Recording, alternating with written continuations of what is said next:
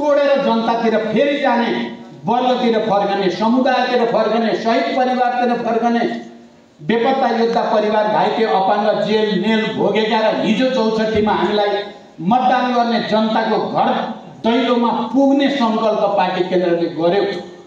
त्यही सङ्कल्पको कार्यान्वयन हो हुलाकी मार्ग अभियान, त्यही सङ्कल्पको कार्यान्वयन हो मध्य पहाडी लोकमार्ग अभियान या उपत्यका अभियान या विभिन्न जातीय क्षेत्रीय मोर्चाका अधिवेशन हजारौं र लाखौंलाई सदस्यता वितरण गर्ने काम सुरु भएको छ।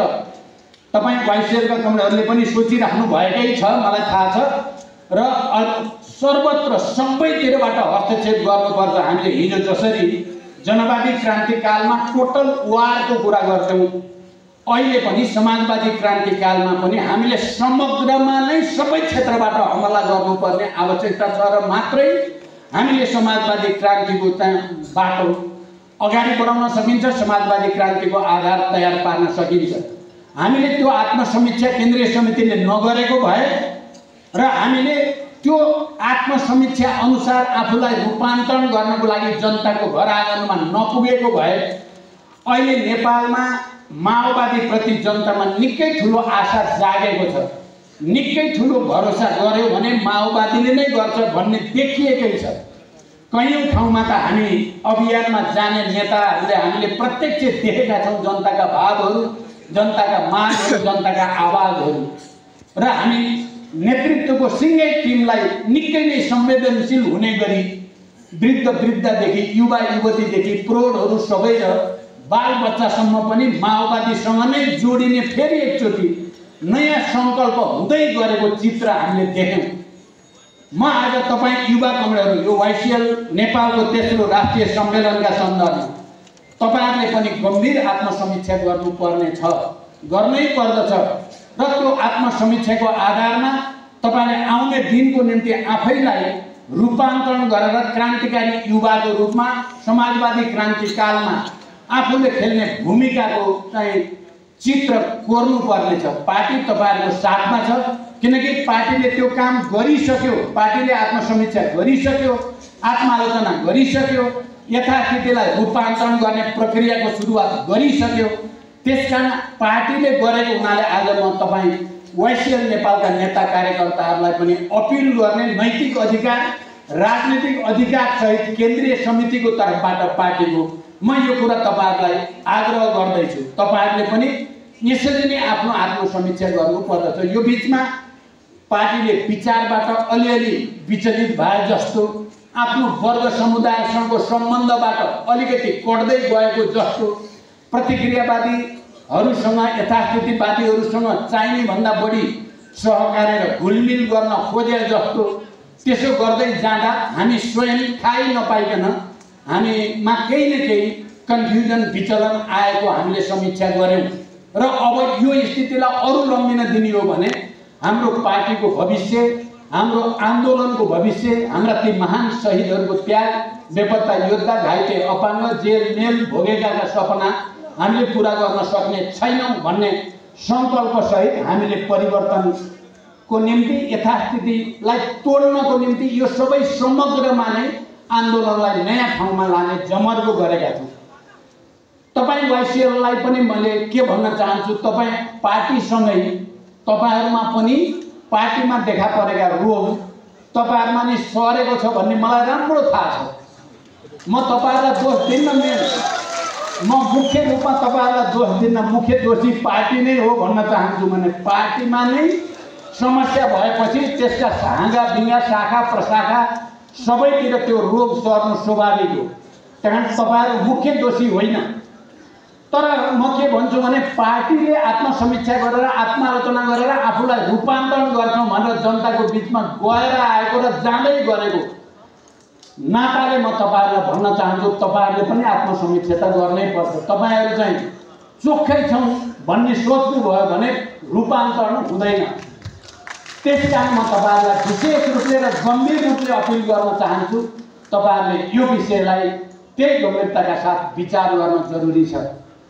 अहिले यथास्थितिवाद र प्रतिगमनका विरुद्ध चाहिँ अब हामीले गाउँ गाउँ, टोल टोल, जिल्ला जिल्लामा प्रतिवाद, एउटा प्रतिवाद वैचारिक क्षेत्रमा गर्नु पर्यो, विचारधारात्मक रूपले सामन्तवाद र साम्राज्यवादका विरुद्ध हामीले जनवादी क्रान्ति भनेको के हो, हिजो हामीले गरेको त्याग बलिदान र यो परिवर्तनको औचित्य र अर्थ के हो भन्ने बहस तपाईहरुले अब गाउँ गाउँ टोल टोल सम्भव भएसम्म घर घरमा पुर्याउने कोसिस गर्न पर्यो। राजनीतिक कार्यदिशाको बारेमा त्यसैगरी आम रूपमा जनतामा जान पर्यो र एउटा बहस छेड्न पर्यो। अहिले जसरी प्रतिगामीहरूले चाहिँ राजाको बारेमा राजतन्त्रको बारेमा तर्क गर्न थालेछन्, त्यो तर्कको खण्डन त हामीसँग जबरजस्त खण्डन गर्ने हैसियत, तागत र तथ्य, इतिहास सबै छ, राष्ट्रिय अन्तर्राष्ट्रिय सबै रूपमा। तर हामीले तदारुकताका साथ, सक्रियतापूर्वक र गम्भीरताका साथ त्यसको प्रतिवाद गर्ने संस्थागत पहल नगरेको कारणले उनीहरू अलि छाडा हुने हुन् कि भने जस्तो देखिन खोज्छ। तपाईहरुले प्रत्येक जिल्लामा, गाउँमा, टोलमा, घर घरमा हिजो राजतन्त्रले 250 वर्षसम्म नेपाललाई के दियो, हिजो भएका ठुल्ठुला हत्याकाण्डहरू के हुन्, कोत पर्व के हो, भण्डारखाल पर्व के हो, नारायणी हत्याकाण्ड को हो, कसले गरे हो भन्ने कुरा जनताको मन मस्तिष्कमा त छ। नारायणी हत्याकाण्ड के हो भन्ने कुरा तर हामीले अलि राम्रोसँग भन्न छोडेका छौँ अहिले। अनि एक थरी नयाँ युवाहरूलाई बिचरा थाहा छैन, उनीहरूलाई भर्खर शान्ति सम्झौता पछि जन्मेर अब उमेर पुगेका भोटानी भएका युवाहरूलाई त राजाले के गर्यो, नमिता सुमिता हत्याकाण्ड बलात्कार गरेर राजाका भाइहरू र राजाहरूले नै गरेको भन्ने कुरा उनीहरूलाई थाहा छैन। त्यो तपाईँ हामीले भनिदिनु पर्ने हुन्छ जनतालाई, यिनै त हुन् हत्यारा र बलात्कारी भने, यिनै हुन् मूर्ति चोरेर विदेशमा पुर्याउने को हुन् भनिदिनु पर्यो जनतालाई। तस्करहरूका नायिकेहरू को हुन् भनिदिनु पर्यो जनतालाई। नारायणी हत्याकाण्डको नायिकेहरू को हुन् भन्ने कुरा भनिदिनु पर्यो जनतालाई। र अनि देशलाई त्यति बेला के थियो, मैले धेरै ठाउँमा भन्ने गरेको छु, सक्रिय राजतन्त्र हुँदा या निरङ्कुश राजतन्त्रको कालमा जति भौतिक पूर्वाधार बनेको थियो त्यो भन्दा रिभोल्युसनरी ढङ्गले गणतन्त्र आएपछि बनेको छ। बाटकै कुरा गर्ने हो भने पहिलाको भन्दा क्रान्तिकारी ढङ्गले विकास भएको छ। हामीले त्यो कुरा जनतालाई तथ्य दिएर बताइदिनु पर्यो। हामीले स्वास्थ्यको क्षेत्रमा यो भएन त्यो भएन भनेर राजावादीहरूलाई बोल्ने कुनै नैतिक अधिकार छैन।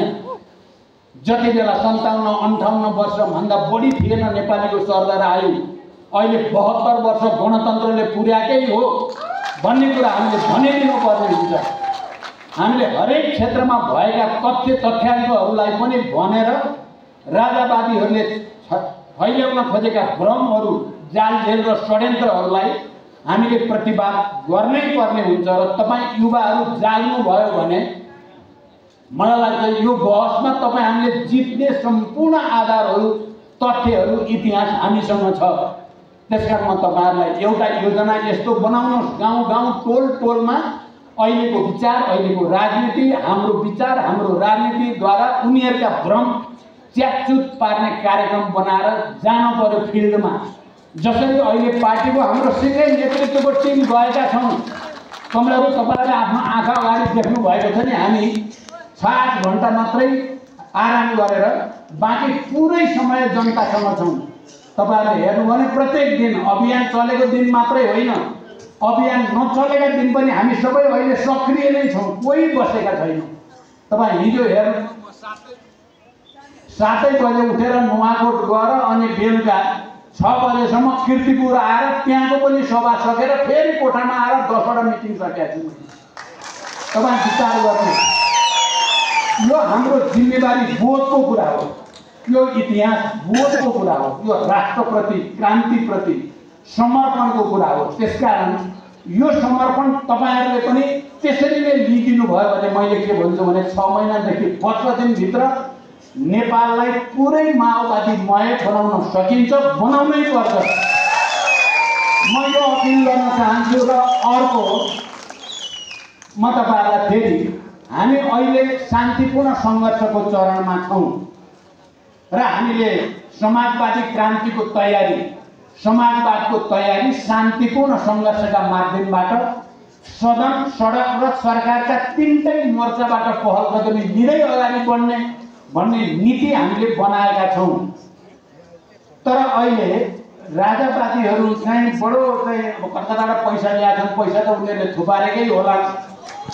त्यही पैसाको बालमा भाडाका मान्छे ल्याउने, छाडा बनाउने, जाँड खुवाउने, उफार्ने गरेको मैले देखिराखेँ, तपाईँहरूले देखिराख्नु भयो। त्यसकारण म के भन्न चाहन्छु भने हामी जाइ लाग्ने चाहिँ होइन, उनीहरूको सभामा, उनीहरूको आन्दोलनमा हामीले गएर आक्रमण गर्ने भन्न मैले खोजेको छैन, बुझ्नु होला। तर उनीहरू छाडा भएका छन्, छाडा भएर हामीमाथि आक्रमण गर्ने कोसिस गर्दैछन्। यदि उनीहरू आइलाग्छन् भने त्यसको ईँटको जवाब पत्थरले उनीहरू गर्नै पर्छ। म हिजोको मात्रै एउटा घटना नुवाकोटको सुनाउँछु। म यसरी नै बोल्दै थिएँ, एउटा राजावादी अराजक मान्छे रहेछ। मैले बोल्दा बोल्दै म प्रश्न गर्छु भन्नु नेपालको मान्छे। मैले सोचेँ म बोल्दैछु, कार्यक्रम समापन गर्दैछु, एउटा मान्छे बडो चाहिँ आक्रोशपूर्ण मुद्रामा मैले प्रश्न गर्न चाहन्छु। मैले त्यति बेला राजावादीहरूको वैचारिक, राजनैतिक र तथ्यगत खण्डन आलोचना भण्डाफोर गर्दै थिएँ। म उसलाई सहिसक्नु भएन छ। उसले त काठमाडौँको जुलुस देखायो होला, त्यसो भएर उसको अलिकति बढायो होला। मैले यो प्रश्नोत्तर कार्यक्रम होइन, प्रश्नोत्तर कार्यक्रम बिहान पत्रकार सम्मेलनमा थियो, त्यही सोधे भए हुन्छ जति सोधे पनि। यो प्रश्नोत्तर होइन भन्दा पनि ऊ उफ्रिराखेपछि त्यहाँ जनताले नै, हामीले होइन, जनताले नै उसलाई राम्रै प्रतिवाद गर्यो। राम्रै उसलाई जीवनभर पुग्ने गरी प्रतिवाद, जीवनभरि नबिर्सिने गरी। यदि कोही जाइलाग्छ हाम्रा विरुद्ध भने, आइलाग्छ भने त हामी त्यसको त प्रतिवाद गर्नै पर्छ। नत्र हामी वाइसिएल कसरी भइयो त, हामी क्रान्तिकारी कसरी भइयो त। त्यहाँ त्यो तयारी पनि स्वयंसेवकको रूपमा, भोलिन्टियरको रूपमा त्यो तयारी पनि आउने नेतृत्वले गरोस्, पुरानो नेतृत्वले त्यसको तयारी गरोस् भन्न चाहन्छु। अनि मैले भने वैचारिक प्रतिवाद, तर्क वितर्क, तथ्य राख्ने, कसले के गरेका हुन् सबै इतिहासैदेखि उल्ट्याएर हाम्रा युवा साथीहरूलाई बुझाइदिनु पर्यो। यी सबै यति धेरै छन् घटनाहरू, ती सबै फेयरनेस इतिहासका ल्याएर जनतालाई भनिदिनु पर्यो, युवाहरूलाई अझ बढी भनिदिनु पर्यो।